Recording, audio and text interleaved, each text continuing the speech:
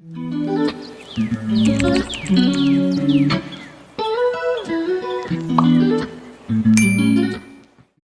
is a true life story. I won't call it story, I would call it an experience, of a Nigerian elegant beautiful lady, who bears the name Mariah. Let's not forget to hit subscribe button and click the like button as well as she narrates her tragic experience. I woke up this morning to my mum crying. I could hear her sobs from our room. I reached out to my phone and there it was. The reason for the sobs. I guess the pain never really goes away. Maybe we just learn to live with it and get used to it, but it never really goes away, she said. For my family, every November 14th has been a very sad one for us since the last 3 years. The day holds and brings nothing but bad memories for and to us. I have come to accept all that has happened, or so I think, and I hope that the rest of my family, Mum especially, does same too. Even though it is a bitter pill to swallow. She says, I can remember the tragic incident like as if it was yesterday. 2 weeks to November 14th 3 years ago, my big sister had returned from school and had shown us all the engagement ring on her finger. Apparently, her boyfriend of 3 years popped the big question, and she said yes. It was a happy moment for all of us. My big sister said they'd be coming for introduction in 2 weeks' time, so our parents swung into action making necessary preparations. The introduction was scheduled for the 17th of November, which happened to be a Saturday. On the 14th, my sister asked me to accompany her to the city market to buy her dress for the introduction, and also to pick a few things for myself too as the bride's only sister. We set out early in order to return before the scorching sun would start unleashing its rage and venom on the inhabitants of the earth. We combed the market, going from a stall to another seeking for the things we needed. Some stalls we bought from after a little back and forth in bargaining, others we left without buying because the price didn't align, while others had us going and returning when we got worse prices elsewhere. Usual shopping behavior. We were already leaving the market to the park when we realized we didn't buy body sprays and perfume. My big sister told me to wait for her while she quickly rushed to get our usuals at the nearest stall.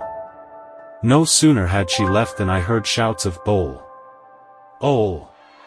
Ole," which means thief in Yoruba language.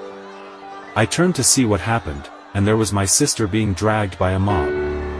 I was confused. I ran to where they were, but wasn't allowed access to her. I cried, pleaded and wailed, "My sister is not a thief, we came to the market to buy things."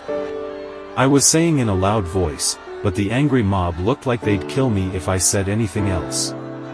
In tears, I quickly put a call to my dad, who was home at the moment. Being that we lived not too far from the market, he arrived the scene in no time.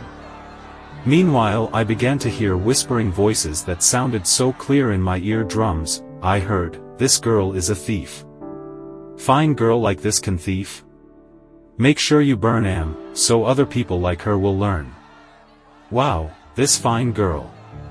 So it's stealing you come this market, thief? Make una bring tire and fuel." My sister cried and begged to be spared. It all just didn't make sense. Nobody was saying what happened, but they were all calling her a thief and suggesting that they lynch her. By the time my dad arrived the scene, my sister was already up in blazes.